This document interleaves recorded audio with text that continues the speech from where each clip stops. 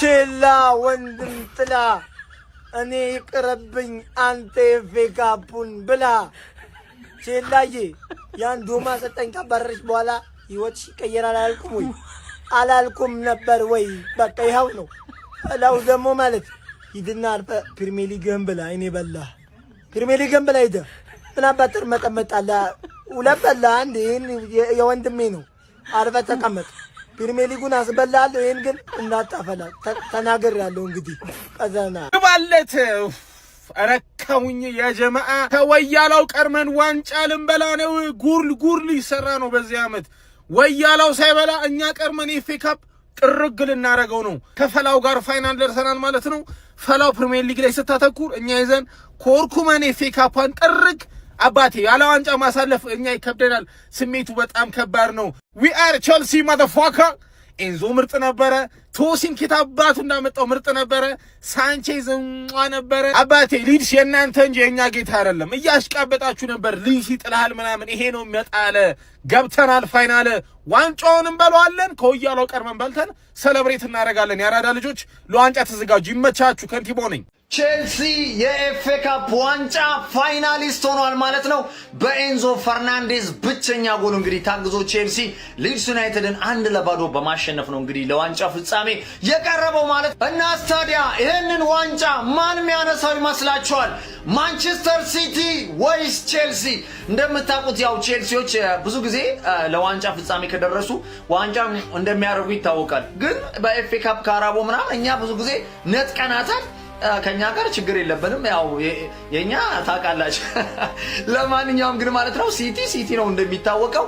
ስለዚህ ከነዚህ ሁለቱ ክለቦች ማን ነው ዋንጫውን የሚበላው እሱን እንደተለመደው በኮሜንት አስቀምጡልኝ ማን ዋንጫውን ያነሳል በኮሜንት ግምታችሁን አስቀምጡልኝ ይመቻችሁ ባይ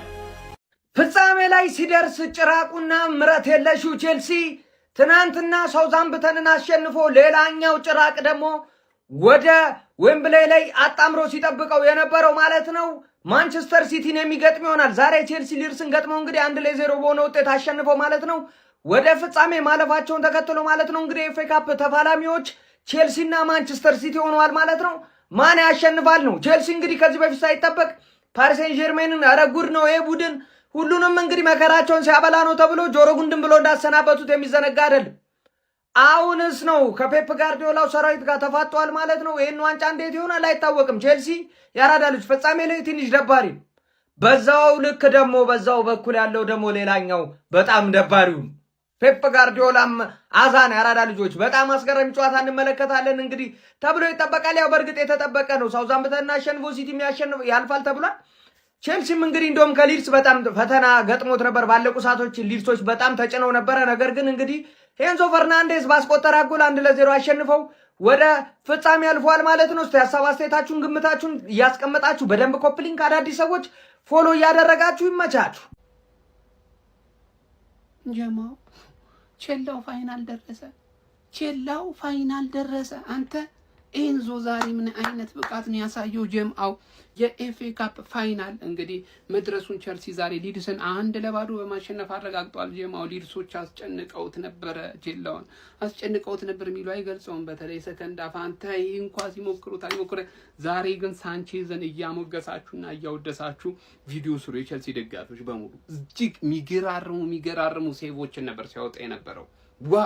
ዋው ሳንቼዝ ድንቅ ብቃቱን ያሳየ ምሬ ነው የምላችሁ ለማንኛውም ባላንስ የሆነ ጨዋታ ነበረ ሰከንድ አፍ ላይ ትንሽ ሊድሶች ዶሚኔት ለማድረግ ሞክረዋሉ ቢሆንም ግን ይሄንን ተቋቁመው ወጥተውታል ጀማው ኤንዞ ፈርናንዴዝ ዛሬ ወርክ ሬቱ ራሱ ሌላ ሌቭል ላይ ነበር የኔ ዛሬ ማን ኦፍ ዘማች በቼልሲ ቤት ኤንዞ ነበረ ጀማው ሳንቼዝ ውጤት ሊቀይር የሚችሉ ኳሶችን ነው ማዳን የቻለው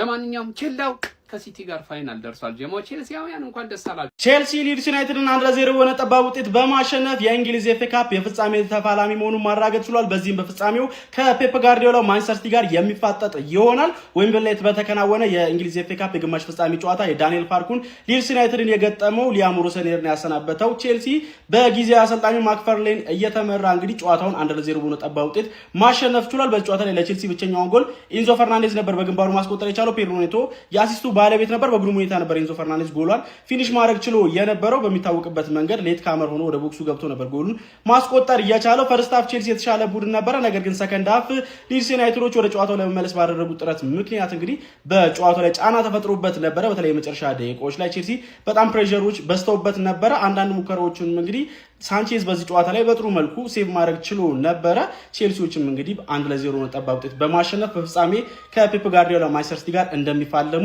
አራግጧል። እናንተ ስለዚህ ጨዋታ ምን ትላላችሁ? በቼልሲ በኩል ግን እኔ በዚህ ጨዋታ ላይ ሊድስ ዩናይትዶች በሚያጠቁበት ሰዓት ላይ አንዳንድ ካውንተር አታክ እንቅስቃሴዎችን ጥራት ባለው መልኩ ይሰነዝራሉ ብዬ ጠብቄ ነበር። ነገር ግን ካውንተር አታኮቻቸው ጥራታቸውን የጠበቁ